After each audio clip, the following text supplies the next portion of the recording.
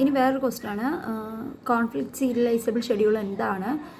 Give an algorithm to check whether schedule is conflict serializable or not. ഇതിൻ്റെ answer ഞാൻ നോട്ടിൽ share ചെയ്തിട്ടുണ്ട്.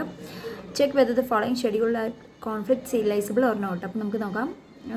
ആദ്യം മുമ്പത്തെ പോലെ തന്നെ ഇവിടെ നമുക്ക് വരുന്നത് R2(x), W2(x), R1(x), W1(x), R1(y), W1(y). ഇത് 2023 ക്വസ്റ്റ്യൻ പേപ്പറാണ്. അപ്പോൾ നമ്മളെന്താ T1 ഉണ്ട് T2 ഉണ്ട്, 2 ട്രാൻസാക്ഷൻസേ ഉള്ളൂ.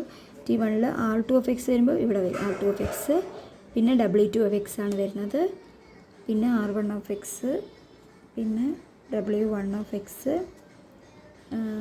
R1(y), W1(y). അപ്പോൾ നമ്മൾ ആദ്യം നോക്കുക. ആദ്യം വരുന്നത് ഏത്? R2(x) ആണ്. ഇതിന് കോൺഫ്ലിക്റ്റിംഗ് ആയിട്ടുള്ളത് read, write, write, write, write, read. ഇത് ഓർത്ത് വയ്ക്കുക. കോൺഫ്ലിക്റ്റ് R2ന് കോൺഫ്ലിക്റ്റ് ആയിട്ടുള്ള WX ഉണ്ട്. അപ്പം T1, T2, R2(x). അപ്പം R2(x)ന് എന്താ കോൺഫ്ലിക്റ്റ്? W1(x) ആണ്. അപ്പം T2, അതായത് T2 to T1 അല്ലേ? T2 to T1 വരച്ചു.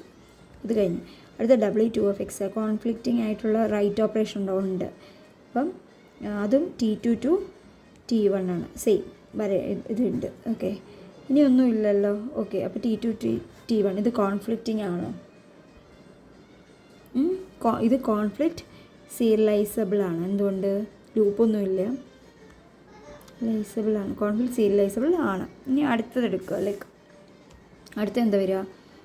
R1(x), R2(x),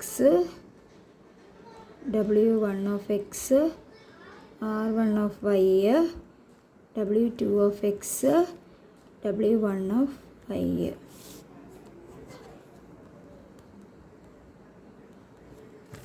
ഓക്കെ, നോക്കുക. ഇതുപോലെ തന്നെ വരയ്ക്കുക. T1, T2, R1(x), R2(x), W1(x), അല്ല R1(y), W2(x), W1(y). ഓക്കെ, ആദ്യം R1(x) എടുക്കുക. കോൺഫ്ലിക്റ്റിംഗ് ഉണ്ടോ? W2(x) ഉണ്ട്. അപ്പം T1, T2.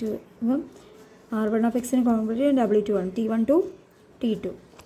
R2(x) കോൺഫ്ലിക്റ്റിംഗ് ഉണ്ടോ? ഉണ്ട്. W1(x), T2 to T1 ഉണ്ടല്ലോ. W1(x)ന് കോൺഫ്ലിക്റ്റിംഗ് ഉണ്ടോ? W2 1 to 2. വീണ്ടും 1 to 2.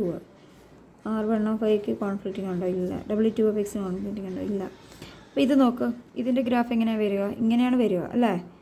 തിരിച്ചുകൊണ്ട്. അപ്പോൾ ഇതെന്താ? കോൺഫ്ലിക്റ്റ് സീരിയലൈസബിൾ അല്ല. Not conflict serializable. മനസ്സിലായോ? ഓക്കെ.